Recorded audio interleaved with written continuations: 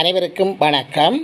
அர்ச்சுனா ராமநாதன் அவர்கள் அண்மைய சில நாட்களில் பாராளுமன்றத்தில் பாராளுமன்ற ஒரு பிரேரணை, அதாவது இளைஞர்களின் எதிர்காலம் என்ற ஒத்திவைப்பு பிரேரணையில் கலந்து கொண்டு உரையாற்றியிருக்கின்றார்.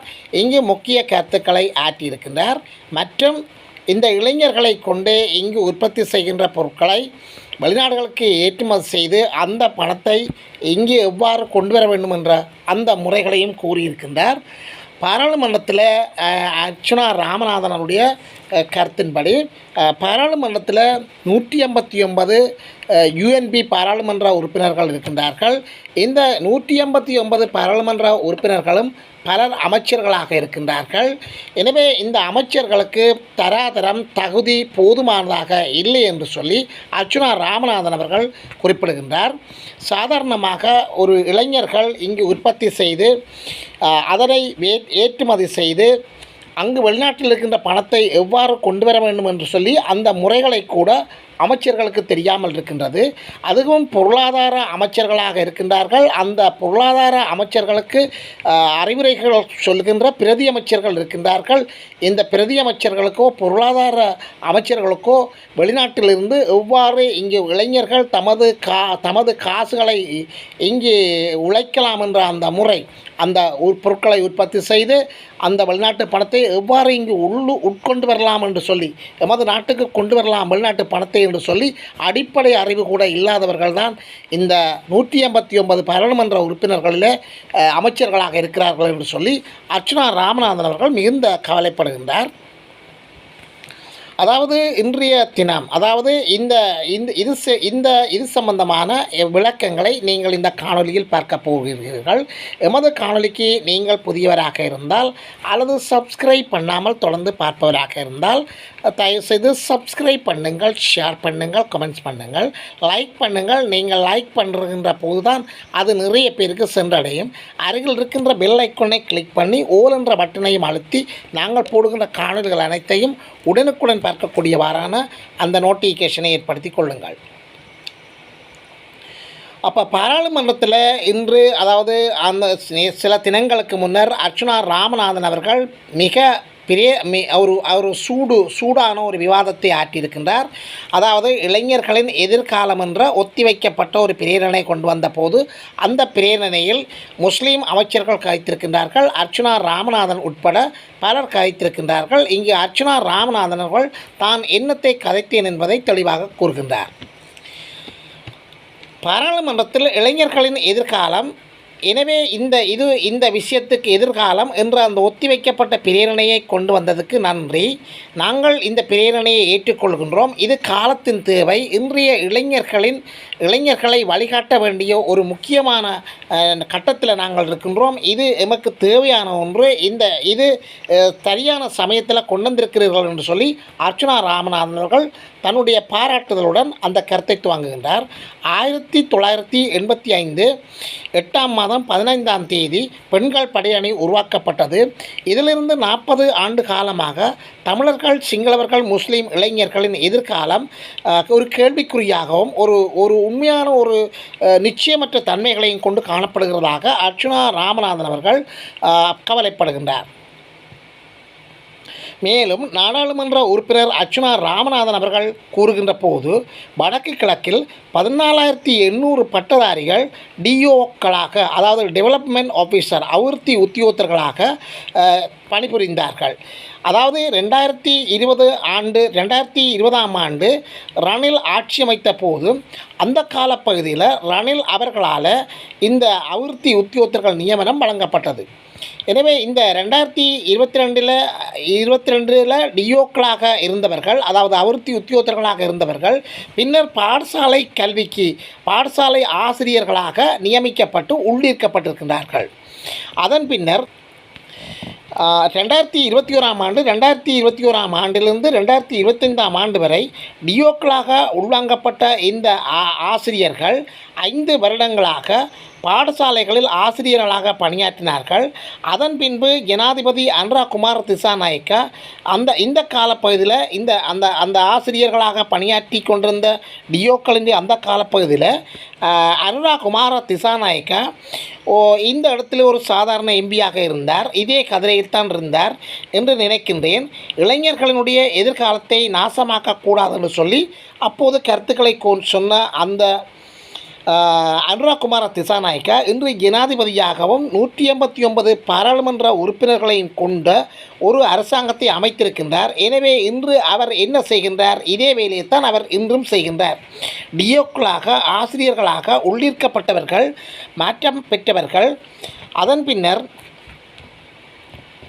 மாற்ற வேண்டும் என்று சொல்லி சொன்னார். அதன் பின்னர் இன்று உங்களுடைய அரசு என்னத்தை செய்கிறது?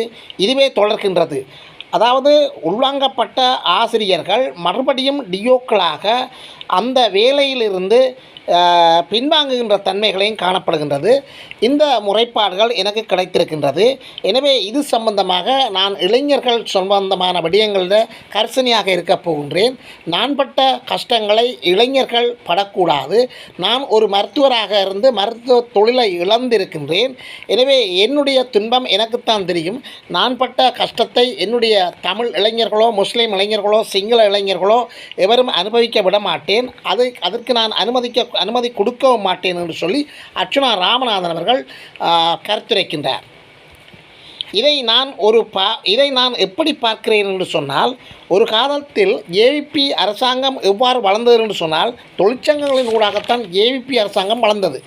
அப்போ ஏபி அரசாங்கம் தொழிற்சங்கங்களின் ஊடாகத்தான் தன்னை வளர்த்து கொண்டிருந்தது. அவ்வாறு வளர்ந்தது தான் இன்று 189 பாராளுமன்ற உறுப்பினர்களை கொண்டு வளர்ந்து நிற்கின்றது. இப்படி வளர்ந்த நீங்கள் மறுபடியும் இளைஞர்களின் எதிர்காலத்தை நாசம் பண்ணிவிட்டீர்கள், நாசமாக்கி விடாதீர்கள். எனவே அவர்களுக்கு ஒரு நல்ல ஒரு வழியை காட்டுங்கள் என்று சொல்லி அர்ச்சுனா ராமநாதன் அவர்கள் இந்த இளைஞர்களினுடைய எதிர்காலம் என்று சொல்லி ஒத்திவைக்கப்பட்ட பிரேரணையின் போது தன்னுடைய கருத்துக்களை ஆணித்தரமாகவும் தெளிவாகவும் உறுதியாகவும் கூறியிருக்கின்றார். அடுத்த பிரச்சனை தபால் ஊழியர்கள். அப்போ தபால் ஊழியர்கள் ஃபிங்கர் பிரிண்ட், தபால் ஊழியர்கள் ஃபிங்கர் பிரிண்டினுடைய அடையாளத்தில் தங்களுடைய கைவிரல்களை வைத்துத்தான் பணியாற்ற வேண்டும். ஆகவே நீங்கள் இதை கொண்டு வந்திருக்கிறீர்கள். இதில் நான் உங்களுடன் ஒத்து வருகின்றேன், உங்களுடன் இணைந்திருக்கின்றேன். நீங்கள் செய்த விடயம் சரி. ஆனால் இதே விடயத்தை நீங்கள் எல்லா திணைக்களங்களிலும் எல்லா அரச இயந்திரங்களிலும் செயற்படுத்த வேண்டும். நீங்கள் இந்த விஷயத்தை ஒரு மருத்துவர் அதாவது மருத்துவமனைகளில் நீங்கள் செய்வீர்களா? மருத்துவ ஊழியர் ஒருவருக்கு இந்த ஃபிங்கர் பிரிண்ட் உங்களால் கொண்டு வர முடியுமா? உங்களால் கொண்டு வர முடியாது. ஏனென்று சொன்னால் உங்களுடைய அரசாங்கத்துக்கு அது பாதிப்பாக இருக்கும். இதை நீங்கள் மாற்ற வேண்டும். அனைவருக்கும் ஃபிங்கர் பிரிண்ட் கொண்டு வர வேண்டும். நான் உட்பட, அதாவது பாராளுமன்ற உறுப்பினர்கள், நாடாளுமன்றத்தில் அவர்கள் உட்பட அனைவருக்கும் நீங்கள் ஒரு ஃபிங்கர் பிரிண்ட் கொண்டு வர வேண்டும். இது கொண்டு வருகின்ற போதுதான் இந்த நாட்டிற்கு விமோசனம் கிடைக்கும் என்று சொல்லி அர்ச்சுனா ராமநாதன் அவர்கள் தெளிவாக தன்னுடைய கருத்தை ஆற்றுகின்றார். டிஓக்களாக, அதாவது டெவலப்மெண்ட் ஆஃபீஸர் என்கின்ற பதவியில் ஆசிரியர்களாக இருந்தவர்கள் 14,800 பேர் பாதிக்கப்பட்டிருக்கின்றார்கள். அதாவது முன்னைய நாள் பட்டதாரிகள் 14,800 பேர் டிஓக்களாக, ஆசிரியர்களாக இருந்து மீண்டும் அந்த நியமனம் டிஓக்களாக மாற்றப்பட்டு இன்று அவர்கள் மிகப்பெரிய பாதிப்புக்குட்பட்டு இருக்கின்றார்கள். இதில் 6,000க்கு மேற்பட்ட பட்டதாரிகள் வடக்கு கிழக்கை சேர்ந்த தமிழ் இளைஞர்கள் மற்றும் மலையகத்தைச் சேர்ந்த மலையக இளைஞர்கள். எனவே இந்த பட்டதாரிகள் இளைஞர்கள் தொடர்பாக ஒத்திவைக்கப்பட்ட பிரேரணையில் நான் கதைத்திருக்கின்றேன்.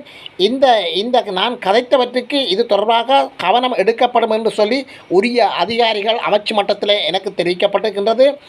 எனினும் நான் இதை விடமாட்டேன். இந்த இளைஞர்களுடைய விவகாரத்தை தொடர்ந்து நான் கையில் எடுப்பேன். அவர்களுக்கு ஒரு நீதியான ஒரு தீர்வை பெற்றுக் கொடுப்பேன். நான் கஷ்டப்பட்டது போல இந்த இளைஞர்கள் இந்த நாட்டில் கஷ்டப்படுவதற்கு நான் அனுமதிக்க மாட்டேன் என்று சொல்லி அர்ச்சுனா ராமநாதன் அவர்கள் ஒரு தெளிவான கருத்தை இந்த இடத்துல முன்வைக்கின்றார். இந்த நாட்டில் இளைஞர்கள் உற்பத்தி செய்து, இளைஞர்களுடைய பொருட்கள் உற்பத்தி செய்யப்பட்டு அந்த ஏற்றுமதி செய்யப்பட வேண்டும். ஆன்லைன் ஊடாக அந்த பொருட்கள் விற்பனைக்கு வர வேண்டும். இந்த ஆன்லைன் ஊடாக அவர்கள் விற்பதற்கு ஈபே அக்கவுண்ட் கிரியேட் பண்ண வேண்டும், பயனியர் அக்கவுண்ட் கிரியேட் பண்ண வேண்டும், அல்லது எக்ஸி அக்கவுண்ட் கிரியேட் பண்ண வேண்டும். இந்த பயனியர் ஃபேவல் என்பது வெளிநாட்டில் இருக்கின்ற வெள்ளைக்காரர்கள் அங்கிருந்து அவர்கள் தங்களுடைய வெப்சைட்டினூடாக பார்த்து அவர்களுடைய அந்த காட்டிற்கு இங்கே பே பண்ணுகின்ற போது இலங்கையில் அந்த காசை பெற முடியும். இந்த முறைதான் ஃபேபல் அல்லது பயனியர் என்று சொல்லி கூறப்படுகின்றது. அத்துடன் ஒரு கீ பிளேலிட் எல்லாம் இருக்கும். எங்களுடைய நாட்டை பொறுத்தமட்டில் எங்களுடைய நாட்டினுடைய பொருளாதாரம் வீழ்ச்சியடைந்து பங்குரோத்து நிலை அடைந்த நாடு என்ற காரணத்தினால அந்த பேவலையும் பயணியரையும் அனுமதிக்கவில்லை. தற்பொழுது பயணியருக்கு அந்த அனுமதி கிடைத்திருக்கின்றது. இது கூட சில வேளைகளில் சிக்கலாகத்தான் இருக்கின்றது. அந்த அக்கௌண்டுகள் பிளாக் ஆகி அதுகள் கூட சில பிரச்சனைகளை கொடுக்கும். ஆகவே எங்களுடைய இளைஞர்களினுடைய எந்த ஒரு உற்பத்தியையும் வெளிநாடுகளுக்கு விற்க முடியாத சூழ்நிலை தான் காணப்படுகின்றது. இந்த நிலை மாற வேண்டும். இந்த நிலையை மாற்றியமைக்க வேண்டும். எனவே இது தொடர்பாக பாராளுமன்றத்தில் 189 என்பிபி அரசாங்கத்தினுடைய பாராளுமன்ற உறுப்பினர்கள் அல்லது நாடாளுமன்ற உறுப்பினர்கள் இருக்கின்றார்கள். இவர்களுக்கு இந்த அறிவு இருக்கிறதோ? அதாவது இவர்களை நான் பார்த்து கேட்டேன், பயணியர் என்றால் என்ன, ஃபேபல் என்றால் என்ன என்று கேட்டேன். உங்களுக்கு முதுகெலும்பு இருந்தால் இதற்கு உங்களுக்கு தெரிந்தால் உங்களுக்கு பதில் சொல்ல முடியும். ஆகவே நீங்கள் யாரும் சொல்லவில்லை. இந்த நான் கேட்ட கேள்விக்கு எவரும் பதில் சொல்லவில்லை. ஏனென்று சொன்னால் அவர்களுக்கு அடிப்படை அறிவில்லை.